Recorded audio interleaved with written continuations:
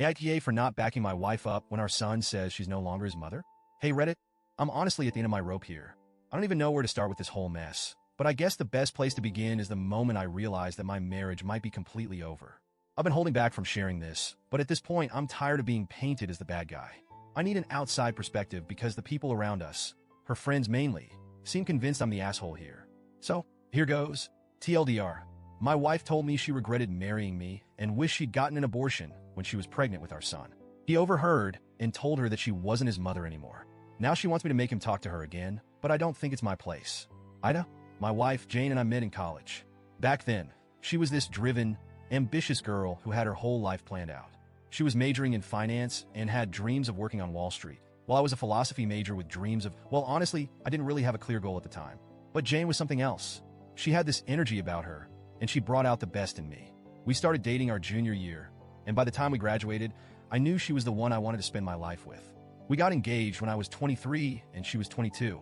People said we were too young, but at the time, it felt right.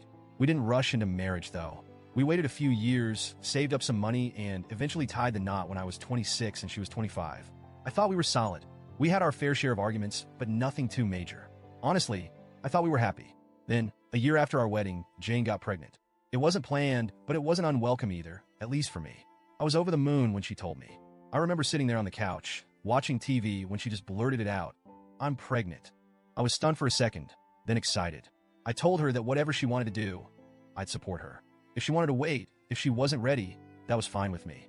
But she decided to keep the baby, and I was all in. But that's when things started to change. Pregnancy wasn't easy for Jane. I get that. It's not like I expected her to be glowing and happy every day. I did my best to help her out, make her comfortable, and reassure her that we were in this together. But she was distant, moody, and just not herself. I chalked it up to hormones and figured that once the baby came, things would settle down. Spoiler alert, they didn't. When Jack was born, it was like a switch flipped for me. I loved that kid from the moment I laid eyes on him. He was perfect. Jane, on the other hand, didn't seem to feel the same. She was tired, frustrated, and seemed disconnected from both me and Jack. She was diagnosed with postpartum depression, PPD, which I understood, at least as much as a guy can. I encouraged her to seek therapy, to talk to someone, but she refused. She insisted that she didn't need help, that she'd get over it on her own. But she never did. The first couple of years after Jack was born were brutal. I was doing everything, working full-time, taking care of Jack, paying all the bills, and trying to keep our marriage afloat. Jane didn't want to go back to work, even though I told her it was an option.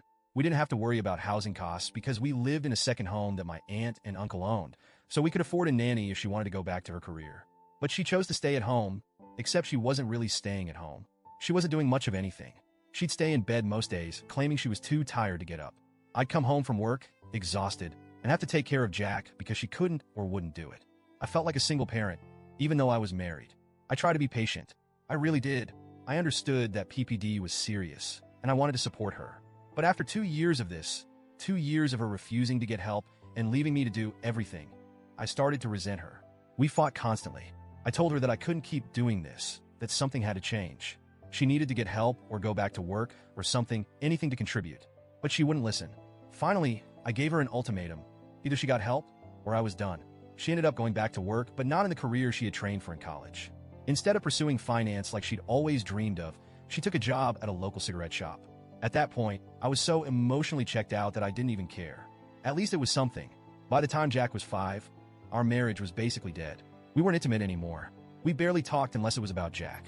We were like roommates who happened to share a child. I tried to keep things civil for Jack's sake, but it was hard. He was starting to notice the tension between us, and I didn't want him growing up in a toxic environment. Despite everything, Jack turned out to be a great kid. He was smart, independent, and intuitive.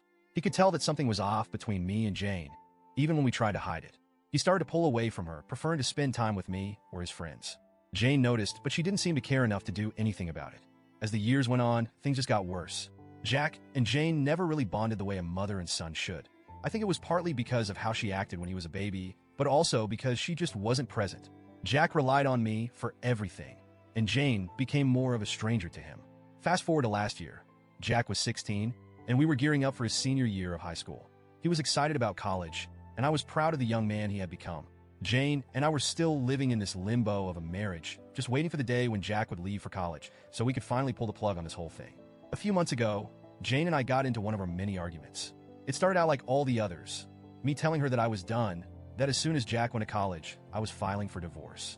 She called me worthless, said I'd never been a good husband, and then dropped the bomb. She regretted ever marrying me, regretted getting pregnant, and wished she had gotten an abortion when she had the chance. I don't know if she thought Jack wouldn't hear her, but he did. He was standing in the hallway, and the moment those words came out of her mouth, he stepped into the room and said, "Fine, have it your way. You're not my mother anymore. Go fuck yourself." Then he stormed out. Jane was shocked.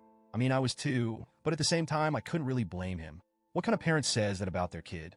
If my mom ever said something like that about me, I'd probably react the same way.